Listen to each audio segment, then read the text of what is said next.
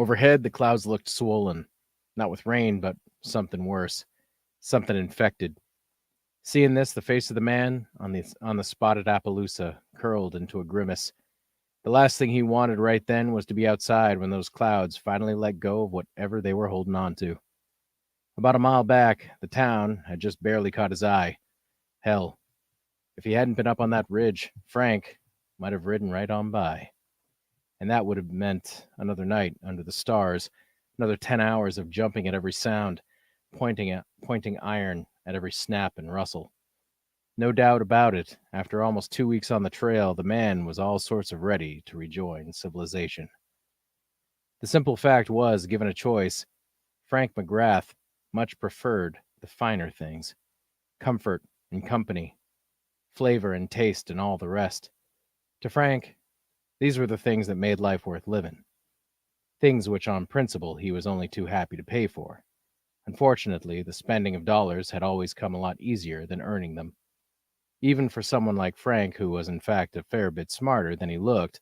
Hell, once upon a time, the man almost finished the 5th grade. Of course, that was back in the life that was, before circumstance had reshaped him into something more likely to survive on the surface of the sun. It was almost funny.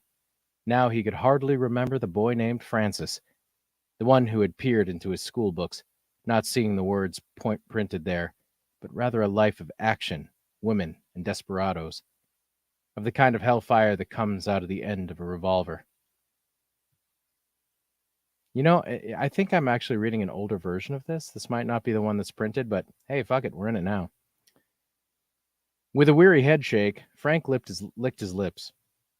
His tongue prodded the cracks it found, but was too damn dry to do anything about it. God, he needed a drink, and maybe that was exactly what was waiting for him up ahead, in this unexpected burg in the middle of nothing. Carried by the sluggish gait of his horse, Frank looked from one empty side of the street to the other. Back on the ridge, the town had caused a wave of relief to wash over the man on the spotted Appaloosa.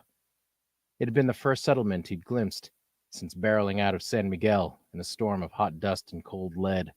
And at the time, he couldn't. Sorry, I was just distracted. It's a really loud car just drove by. At the time, he couldn't imagine anything prettier. Now that he was here, though, Frank's second life instincts were starting to prickle. His eyes moved over the dirt, dilapidated fences and buildings, shifting from left to right and back again. Even in this state, Frank could name a handful of settlements along Young Territory's eastern ridge. Could this be Knox, Haskell, or maybe Taylor? As a rule, Frank despised not knowing where he was and exactly what he was riding into. What was he supposed to do? Turn around? Pass by the first sanctuary he'd found in weeks? His only chance at a real bed and maybe a drink? Hell no. No way. Frank McGrath was a hell of a lot of things, but he wasn't stupid. As open country narrowed into a street, he continued to soak in the surroundings. There were a few signs a bit further in, but they didn't help much. General Dry Goods and Merchandise, read one. Another proclaimed D.A. Virgil Cigars. Them and a few more actually pointed to a thriving burg, but something felt off. Every building was just a little too dark, too run down. The street didn't feel empty the way streets tend to when honest folks have all turned in or are just trying to stay out of the rain. What it felt was deserted. As Frank mused on this, a sudden rustling turned his head. Next to what must have been the town livery was a corral holding a number of horses. The animals looked healthy and well tended to. As he rode closer, they lazily raised their heads. Well, Frank counted the 12 animals. At least this ain't no ghost town. The words were the first he'd spoken in almost 2 days. As he said them, an insidious worm-like tickle insinuated itself behind his tongue. Not wanting to announce himself just yet, Frank quietly cleared his throat. His mind shifting more and more to that drink he hoped was just around the corner. It was another minute or so before he heard it, the distinct tinkle of piano keys. You hear that? Frank asked the horse, not really expecting a reply. I'll be damned. His mind began to drift back to San Miguel, to the woman with the fire-red hair, the one that had smelled of strawberries and cigar smoke. The way her hips had moved to the sound of that piano tune, and how she had come in on the second verse to a song Frank McGrath knew well. The Pecos Queen, he shook his head, of all the goddamn songs.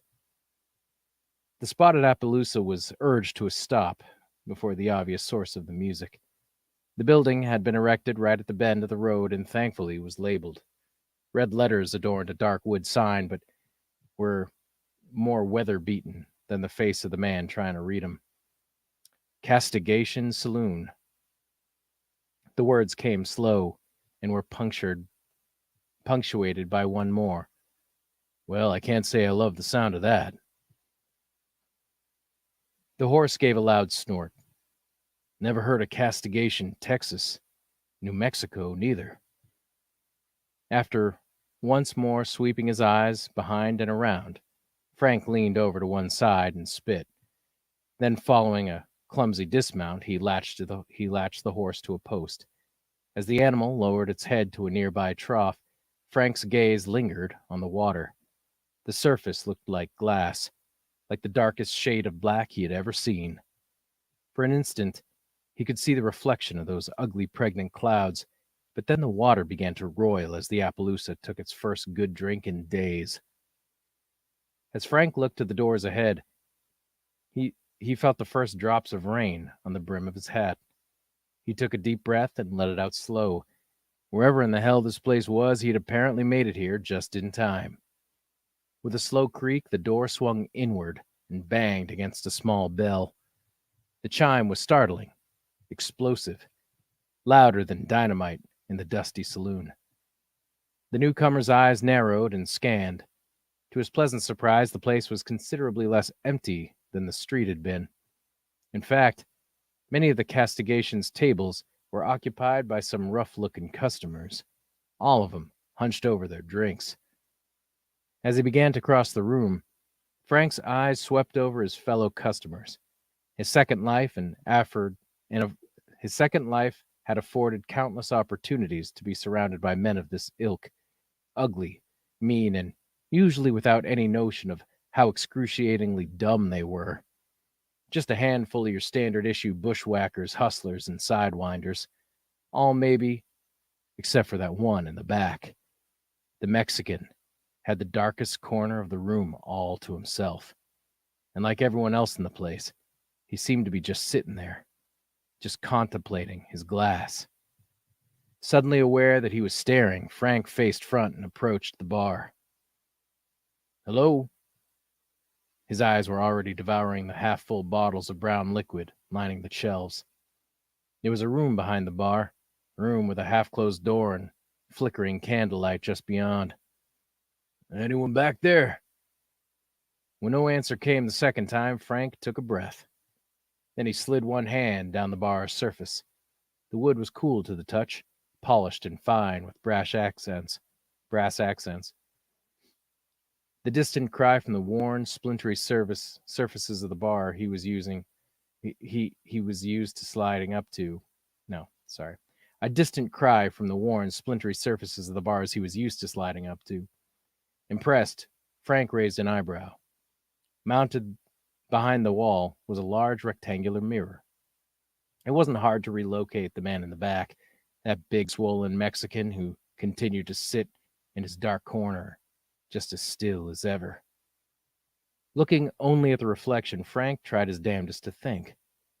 The Mexican felt familiar, but he couldn't figure out why. Frustrated, his eyes began sweeping over the rest of the tables. There were 3 other tables with occupants. 2 held 3 bushwhacker types, and there was one more with just a pair. 9 in total, and not a one of them was doing much of anything.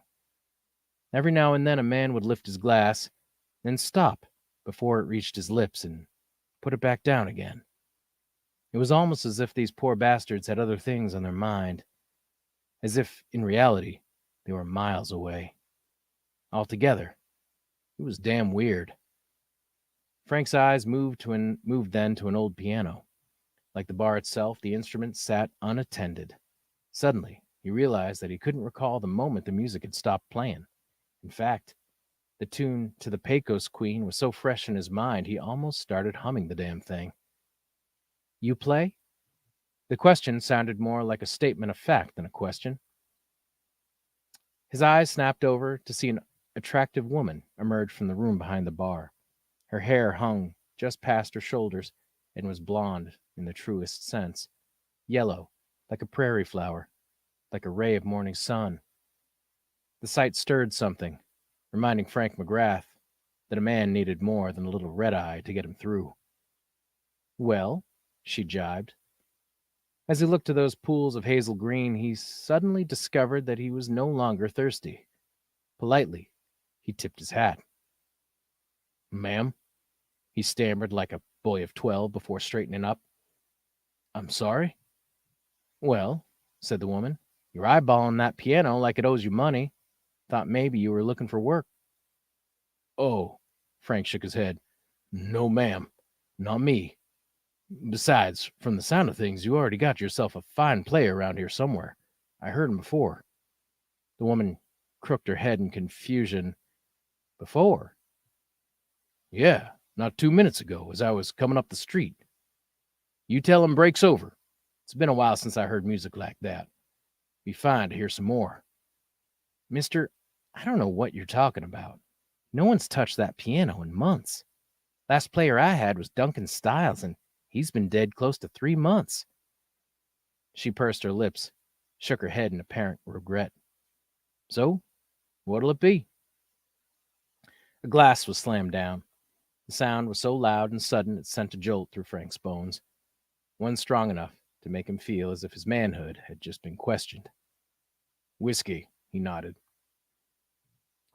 Moving with no great urgency, the woman procured a bottle and a glass, turning back with what Frank could have sworn was the start of a smile.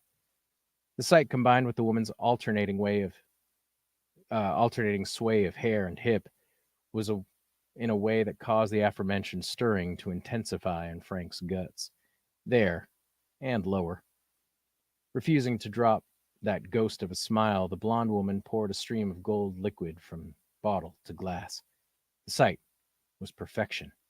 All the sweetness and warmth of a lover's caress for 5 cents a whack. Hell, the sight and the smell alone were enough to make his knees buckle. Frank reached for the glass, but the bartender pulled it back. You got the money? Just like that, 3 little words was all it took to sour Frank's newly managed contentment. With a frown, he slapped a hand flat on the bar, then moved it away to reveal a nickel. All right, then, said the woman, slowly sliding the glass forward. Looking only moderately annoyed, Frank eyeballed the woman before disappearing the glass's contents in one swallow. The whiskey was cheap stuff, but he reveled in the sensation as it slid down his throat and past his ribs. And when that liquid heat came to rest deep in his belly, Frank McGrath was just a little closer to being whole again. Where are we, anyhow? He asked this in an even tone, placing down another nickel. Oh, she raised an eyebrow. Just another bump on the road to tarnation. Most don't stay long enough to remember they were here at all. In that moment, the woman seemed to trail off, as if remembering she still had a kettle on. What about you, mister? Where you coming from? Nothing east of here but mountains and saddle sores. As the fire died down in his belly, another one sparked elsewhere. He had asked a very straight and simple question, one which the woman would have no logical reason to dodge. He hated that. Didn't like when people assumed he was too dumb to smell bullshit. East, Frank managed to keep his tone light. Did I say something about coming across the territory?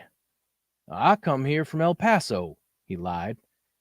Then he tossed a few more coins onto the bar and pushed forward his glass. The bartender blinked real slow, the way only a woman can. For a second there, Frank thought that things had already started down the wrong path, and he hated that too. How women were always treating him this way, putting words in his mouth, not answering simple questions. My mistake.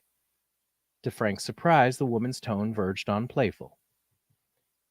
Without another word, she raised the bottle and poured. This time, a drop splashed back out into the dark wood surface. Without missing a beat, the bartender took her finger and wiped up that drop. Then, inserting the tip into her mouth, she cleaned it with a crisp pop. Needless to say, the sight had quite the effect on her trail-weary customer. Never a fan of being transparent, Frank cleared his throat and drank. The first gulp was fire, but the second was something more. With shut eyes, Frank stopped worrying about the answers he didn't have and just allowed himself to drift. Sign out there says Castigation Saloon. He said this distantly, with a bit of sarcasm. Is that what you call the town, too? That sign has faded some over the years. Been meaning to have it painted. The bartender picked up a second glass to clean it. The family name is Costigan, but most just call me Ellie. Frank prickled, feeling once again that he was being lied to. Sure looked like castigation to me.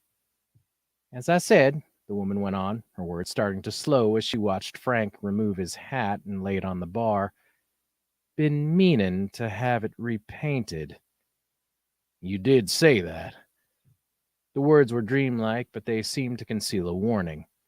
Frank's eyes were still closed, and his head lolled back. He never saw the woman's expression shift as she laid eyes on the horizontal scar that ran across his forehead. You know, said Ellie after a few quiet moments, it's kind of nice to meet a man who can read. Have to say, most of my customers just recognize the two O's in saloon and call it a day. Not often I get a man of culture in here. Again came the slow blink, but this time it held a different connotation. Ellie shifted her weight to the other hip, then leaned back. As she did this, her shirt collar moved to reveal the tanned skin of her collarbone. Frank was immediately frozen, galvanized. He wanted to reach across the bar right then, but no. There was no need to rush. This was nice. A little talk, plenty still to drink. The road had been long, and he was still so damn thirsty. He reached out, but the bartender pulled back the bottle. Hey, he flared, I ain't done with that. Another smile flickered across the woman's lips. This one positively wicked. Oh, I think maybe you are. Moving as slow as she pleased, Ellie Costigan put that bottle back on its shelf. Then she reached under the bar itself. Frank couldn't see what she was doing, but he heard the distinctive sliding sounds of a metal latch being undone. Try this. Ellie appeared with a new bottle in hand. A high-class customer like yourself deserves a higher class of drink. Frank looked perplexed. His eyes flitted from the woman's smile to the bottle. Inside was something that looked a little like liquid gold, but there was something else in there, too. All coiled up in the bottom, the thing glared with hateful, slitted eyes that seemed to be daring Frank to make the first move. That's a... Frank's voice trailed off. Rattlesnake, said Ellie with a sly wink. Frank's heart skipped a beat, but he didn't let the panic show. No reason to. After all, no one knew him all the way out here. Still, hearing that moniker, that same one they put on all the posters, put an itch in his trigger finger. Being as cultured as you are, I'm sure you've heard of the worm in tequila. Ellie removed the topper, allowing a most alluring scent to prick at her customer's nostrils. Well, I find nothing gives that special kick in the teeth quite like the devil himself.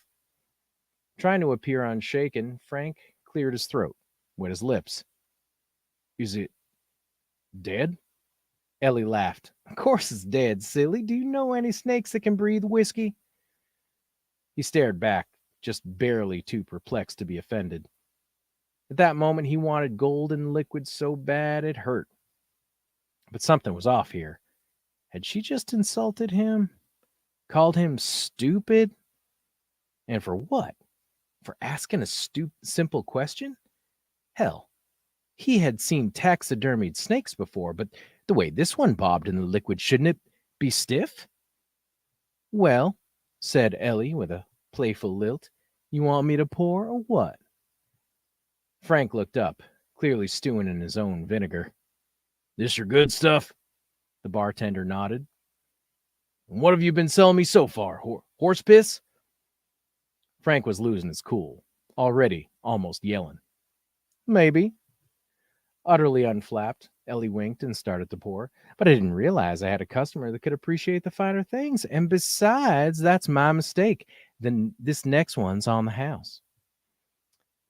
Frank's scar squirmed as hills and valleys appeared on his brow. And though his every fiber sure felt the woman was mocking him somehow, Frank could not stop staring at that snake. He kept expecting it to strike. In his head, he pictured it pouring right out with the drink, maybe falling to the bar with a loud splat before slithering away. Fortunately, neither of these things happened. In fact, as Ellie poured, that mean old rattler hardly moved at all. Wearing his frown like a badge, Frank was suddenly overcome with a powerful revelation. This woman had gotten him so riled up, he had raised his voice. And after he had tried so hard to stay calm and collected. Real smart, he thought. With a heated sigh, Frank looked in the mirror. His eyes flitted from table to table, from man to man, finding not one who was looking his way. And before those other patrons of Costigan's saloon seemed content and pondering their own glass as if it were the goddamn meaning of life. Subconsciously, Frank recounted the heads. 7, he thought, counting once more. Definitely 7. Counting the mysterious Mexican. Frank shrugged, resolving that a couple must have slipped out when he had lost his cool. That was fine. Less was better. Besides, only one of them mattered. Still using the mirror, Frank's eyes returned to that swollen shape in the corner. There really was something about that damn Mexican, but what? Frowning, Frank picked up his glass.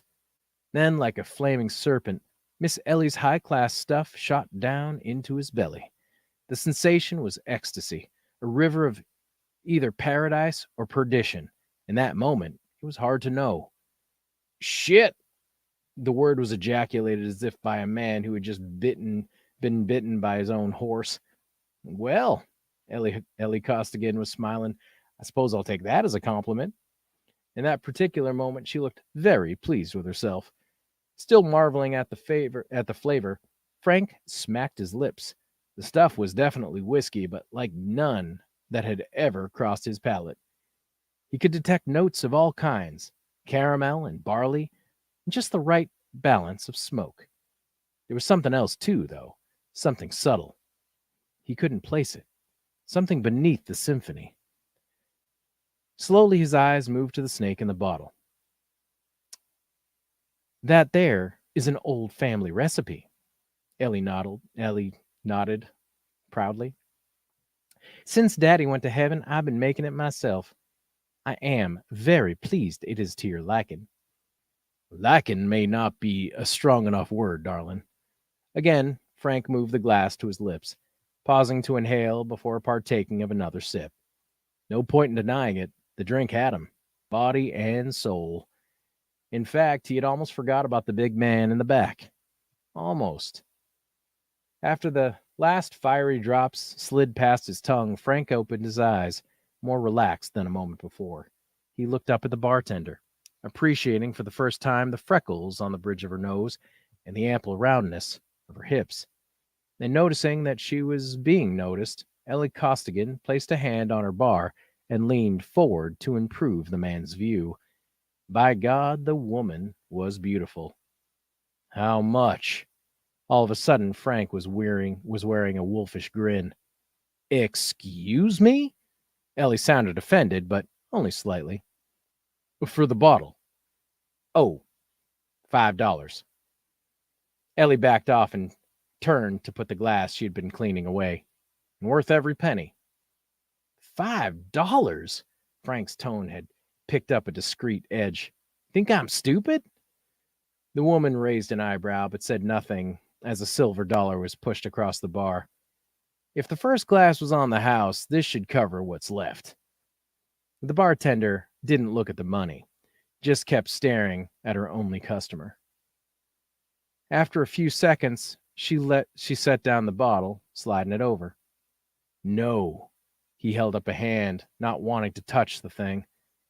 You can keep pouring. Without a word of response, the bartender did as requested and filled the glass again. Frank's smile broadened. His head felt heavy, but otherwise he felt just like a king. Just like he had back in San Miguel, when things had still been good, before that girl with the fire-red hair had ruined everything. It had all come crumbling down so fast, all because he had gotten too comfortable to notice the revolvers at his back. As he brooded on this, something seemed to be needling the nerves in his spine. It was an old itch, one he hadn't thought about in a very long time. Frank pressed the glass to his forehead. Then he closed his eyes and allowed the coolness to enter his skin. Beneath that old scar across his forehead gave a single throb. He didn't want to look at the mirror again. Didn't want his night to be filled with any business that didn't involve this fine snake juice or even finer woman who was pouring it. Problem was, want had nothing to do with it. Slowly, carefully, Frank looked up at the reflection of the big man-shaped shadow in the back. That was when he felt every muscle in his body tense all at once. As Frank watched, that big Mexican leaned forward just a little more, enough for the light to catch a strap of what looked like boot leather across one of his eyes. "You all right, mister?" The voice hit like a kick to the gut. "I'm fine," Frank lied again, his eyes moving to rest on the bottled snake. The head of that old rattler was completely free of the liquid now. He watched with dread as a single golden drop slid down one of the beast's fangs. Whoever had done the taxidermy had posed the snake with its mouth open, its teeth bared. The thing really did look ready to strike. "Are you sure? Might be the light in here, but you look a little pale." "I said I'm fine," Frank hissed. "Might be even better if my glass wasn't empty." As she poured, a sneer flashed across the bartender's face, but the expression went unnoticed. In fact, Frank did look pale, and as he reached for his drink, it was with a trembling hand. In his mind, he was miles away. Years, too. There was no denying it. There was a very good reason that seeing that big Mexican had such an effect on Frank McGrath. Sitting there in the darkest corner of the Castigation Saloon was the scourge of Nevada County, Carlos Cortez. Some called him the Conquistador, but the bastard sure as hell wasn't from Spain. If accounts held, Cortez had killed between 20 and 46 men, women, and children. The posters never seemed to agree on the number. But if that was really Cortez, then why was he just sitting there? Had he not recognized old Rattlesnake McGraw when he moseyed in? Or could it be that so many years had passed the bastard had forgotten? No, not possible. Man forgets many faces in a span, but the son of a bitch who got your eye, that one you remember. Frank cursed himself in silent rage. To think he'd been stupid enough to raise his voice in a place he didn't know. Again, he drank deep of the snake liquor, though it completed him a little less. After only a few moments away, the mirror pulled his eyes back. The other tables were all empty now, probably cleared out. The other bushwhackers clearly preferring the storm outside to the one brewing in here. "Why do you keep doing that?" Statement was strange, but her lopsided grin eased his mounting nerves. Frank leaned forward. "Damn it, woman, keep your voice down. That bottled rattler isn't the only snake in this bar." Hearing this, Ellie's face abandoned much of its warmth. "Oh, is that right?" She sounded consummately unsurprised. "You goddamn right it's right." Frank's eyes were doing the bloodshot bugging out of his skull thing. "Now, I need you to listen to me very closely. Here?" Gingerly, the woman nodded. "All right. You see that man in the far back? That big one-eyed Mexican? Ellie looked with her eyes only, real quick, just there and back. And though she gave no word, no nod of the head, Frank could tell she knew exactly who he meant. That there is Carlos Cortez. Catching the woman's gaze, he raised his eyebrows for emphasis. $1,000 reward, though I haven't seen too many posters lately. Tell you the God's honest, I heard he was dead. With an illegible expression, Ellie pulled out a cloth and began to wipe imaginary spills. Without looking up, she spoke in a quiet voice. I see. So he's real dangerous then? Dangerous? Frank was shaking his head in disbelief. Sometimes women really were too stupid for their own goddamn good. The son of a bitch is wanted in 3 states, woman. He's killed at least 3 deputy marshals and maybe 100 regular folk. More important than that, he really doesn't like me. Oh? Ellie's voice was not nearly concerned enough. In fact, there was an undertone that gave the distinct impression that she thought this entire affair was funny. What's the matter? You cheat him in cards or something? Steal his favorite Bible? The expression of mild bemusement made no sense, and it was going right up Frank's ass. He was already at that stage, the one he always reached sooner or later with members of the fairer sex. Right then, the bar woman was transmogrified, no longer an amalgamation of skin and curves and hair and lips. Now she was a stupid mulin thing, a nail begging to be hammered. Problem was, Frank's typical knee-jerk reaction to this type of situation would draw too much attention. Though it tasted a bit like bile in his throat, Frank had to control himself. Right now, his best chance was to stay calm and collected, to hope that when the time was right, the enormous Mexican would be too deep in his cups to notice when he walked out the front door. In 2 swallows, Frank emptied the glass before pushing it forward again. What I did, the words came in a low, slurred whisper, was shoot him in the face. Ellie paused, looking thrown for the first time.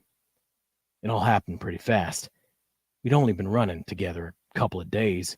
Me and Hodge, some jumpy Irish feller who kept talking about how he'd been struck by lightning, and him, El Conquistador. Campbell was the one who put the job together. Said it'd be easy, clean. Frank wiped down his brow on one sleeve before continuing in a hoarse whisper. Little did I know that Ted Campbell's definition of clean meant that Cortez would leave no one alive at the bank. Tellers, managers, customers. It was the wrong place and time for everyone that day. Frank lifted the newly refilled glass, again pressing it to his forehead, but no relief came. When had it gotten so goddamn hot in here? He tried to remember, but his head was too heavy, his thoughts almost too thick to process. We got out of there pretty quick, but somehow there were 2 deputies on our trail. To this day, I still don't know how they found us, but they did find us. One of them had a weird name like Nada or Nil, something like that. Something that meant nothing. He shrugged. Anyway, them bastards were good. Worked like they had a single brain between them. It wasn't long before they tracked us down to this little church about 5 miles outside of town. There was a wedding going on, and, big surprise, Cortez don't much care for those. Ellie backed away. When she spoke, her voice was very small, and to Frank's ear, womanish. And that's when you did it? When you shot him? Frank raised an eyebrow, though both of his eyes were more than halfway shut. Those 2 deputy marshals, they weren't far behind. If we were going to have any chance at all, we needed Cortez. Unlike myself, that big Mexican is a hell of a shot. Frank's eyes were wide and wet, and they trembled as they watched over events. Frank's eyes were wide and wet and trembled as they watched old events play again. Once that first shot rang out, there wasn't a trigger without a finger curling around it. Our side started dropping fast. Campbell was first, then the lightning guy. I remember stepping in mud at one point, mud that wasn't mud. It was then that I saw them, really saw them. All them wedding folk. Guests were everywhere. laying in a manner wrong-looking positions where they had dropped. The bride and the groom were still near the altar, one reaching for the other, both covered in blood. Frank moved the glass to his lips, but he couldn't bring himself to drink. Instead, he very nearly retched. It took a few moments before he recovered enough to continue. The worst was that little girl with the flowers. A trembling hand was raised to prod beneath the hat, lifting it just enough so that an old scar was revealed again. The skin there was raised in a long, ragged line, and it throbbed. That nothing guy, nada, no bueno, he did this just graze, but enough to blind me for all the blood that came pouring. He had flanked us, see? Come around the other side while his partner held us off in the front. I aimed as best as I could, but with all that blood in my eyes, I couldn't see shit. Didn't realize that Cortez was between me and him. He turned just right and bang. Frank turned his fist into an explosion, splaying the fingers to drive the point home. So that's it then.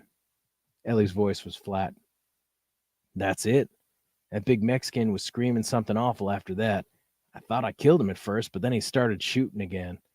This time straight at me. Of course, I ran and, in the commotion, managed to hide. I don't know how, but Cortez ended up making his way to one of the horses and just rode off.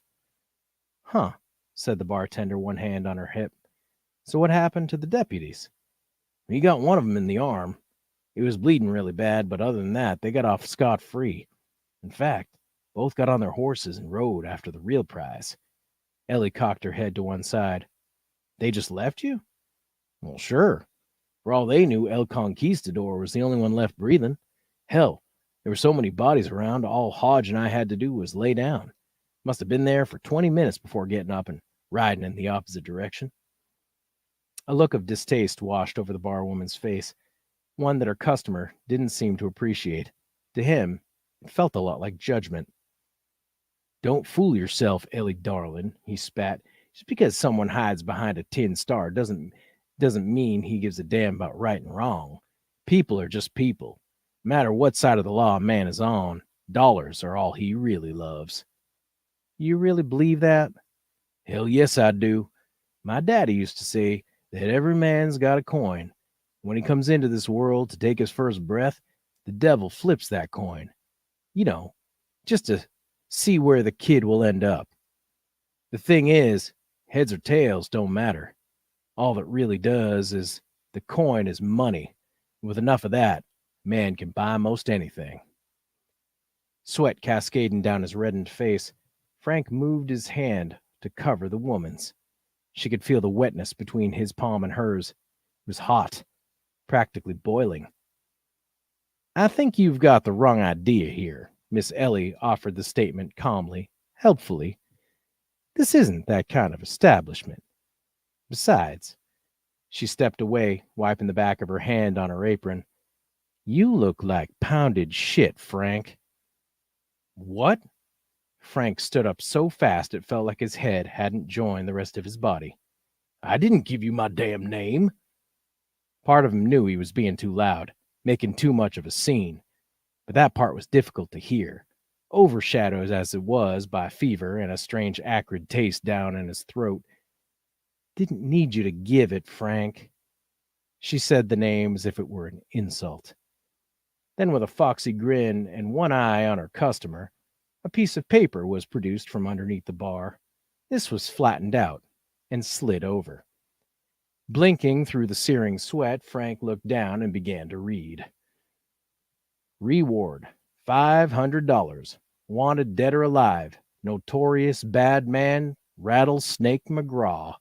Real name, Francis William Hogue, also known as Whiskey Bill, Frank the Snake, or Frank Hannon, for murder, rape, and robbery of 8 banks. Known for running with the infamous Pete Decker gang. Dark hair, brown eyes, horizontal scar on forehead. The picture was an old one, but it had depicted Frank's unique scar quite prominently. Frank's eyes moved slowly over the type, his mind taking an extra second or two to process it all. Eventually, though, Ellie Costigan heard the distinct sound of a revolver sliding out of its holster. In Frank's mind, he was carrying out a fearsome display, producing iron and pointing it into the delightfully helpless face. The reality, however, fell somewhat short. The movements were sluggish, exaggerated, and when that pistol finally appeared, the bar woman had no trouble swatting it out of her customer's hand. Frank wheeled around, following the trajectory of his weapon as it soared, but the pistol was quickly forgotten. Frank rubbed his eyes, first with his hands and then the backs of his sleeves. What followed was a series of choked partial vocalizations as his eyes moved from table to table. All of them, even that really dark one in the back, was empty. Where?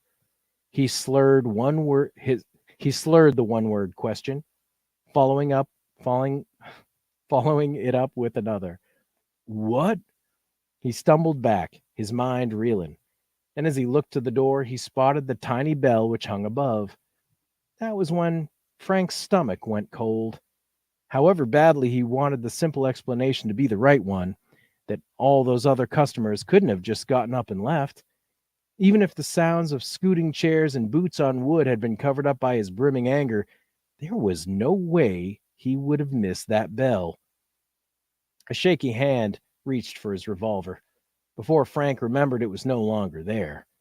He spun around back to the bar, but before his vision stopped blurring, there came an explosion of white pain.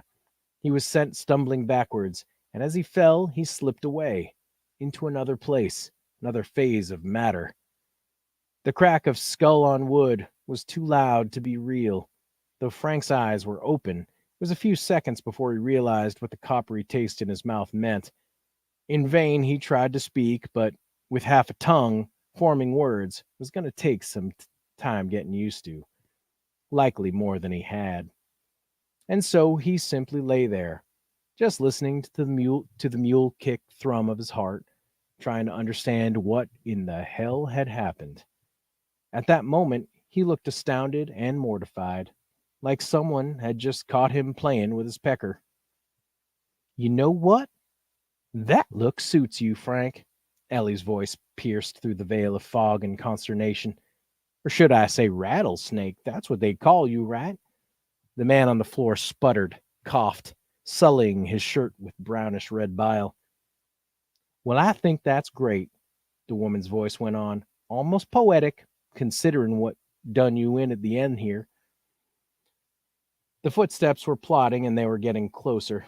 With what little control Frank had left, he turned his head, causing a mouthful of hot blood to spill on the floor. What? What? Sputtered Frank on the floor. What you gonna do to me? The bar woman's face slid into a wooden sky. The expression was hard. It had transfixed the pretty thing into something else, something better equipped to survive on the surface of the sun. Already done it, darlin'. She got down on her haunches, casually moving the revolver from Frank's hand. Lord in heaven, from his perspective, she seemed 100 feet tall.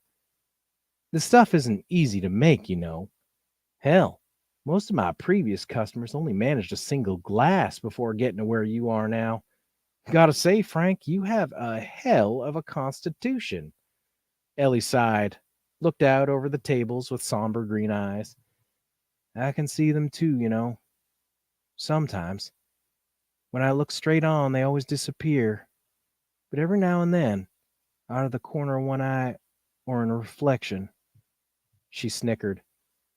It's why every night I make sure to serve 'em what they came for, what they can only get here. I find it keeps 'em from, well, from moving on. She pinched that little spot between her eyes, right where the bridge of the nose starts. Suddenly, the woman looked very tired. There are more things in heaven and earth, Horatio. More things by far, said the bartender in a low voice. Tell me, Frank, being a man of culture and all, you ever read any Shakespeare?